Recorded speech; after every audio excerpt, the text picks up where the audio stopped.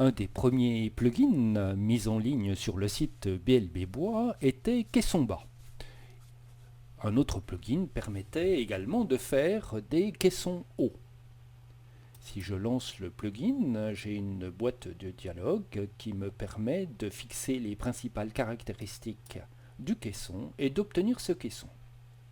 Ce plugin, écrit par Yvon, présente deux petits inconvénients. Le premier, c'est que chaque élément est un élément isolé et donc il est nécessaire de grouper si on veut, par exemple, déplacer le caisson. Le deuxième inconvénient est un petit peu plus embêtant. Si je regarde info sur l'entité, il s'agit d'un groupe et non pas d'un composant. Il n'est donc pas possible avec les autres plugins BLB Bois de les usiner, par exemple de faire des trous au système 32 ou d'obtenir ce composant dans la fiche de débit. Nous avons donc été amenés à réécrire ce plugin. Ce nouveau plugin s'appelle à présent Caisson, il se situe dans le menu Extension, il apparaîtra également dans le menu BLB Bois au travers de cette icône. Je lance le plugin et j'ai une web dialogue qui apparaît et qui me permet de faire soit des caissons hauts, soit des caissons bas. Les différentes caractéristiques du caisson apparaissent ici et en même temps, je peux directement affecter un matériau aux différents éléments du caisson. Je vais choisir un mélaminé et faire un caisson bas. J'appuie sur Générer. Le caisson apparaît et je peux le placer où je veux dans le modèle. Je vais créer un caisson haut en gardant les mêmes caractéristiques. Au passage, si vous utilisez souvent des caractéristiques particulières, vous pouvez les sauvegarder et les retrouver dans vos valeurs par défaut. Je génère donc mon caisson haut que je peux placer par exemple à côté de mon caisson bas.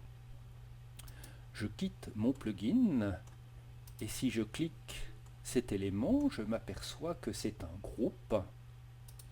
Deux clics, j'édite le groupe et je m'aperçois que chacun des éléments est à présent un composant avec un nom que je vais pouvoir donc soit usiner, soit obtenir dans la fiche de débit. À noter que chacun des groupes a un nom que l'on peut donner dans la web dialogue et qui permet donc d'identifier les différents éléments. Remarque importante, pour fonctionner, ce plugin Caisson nécessite d'avoir installé auparavant deux autres plugins BLB Bois, le plugin Pièces et le plugin Fiche de débit. Pourquoi cela? Parce que dans le plugin Pièces, il y a les matériaux et dans le plugin Fiche de débit, on définit les matériaux qui sont des panneaux, donc qui vont constituer ces différents caissons. Voilà donc pour ce nouveau plugin Caisson que vous retrouvez donc dans le menu BLB Bois ou dans le menu Extension.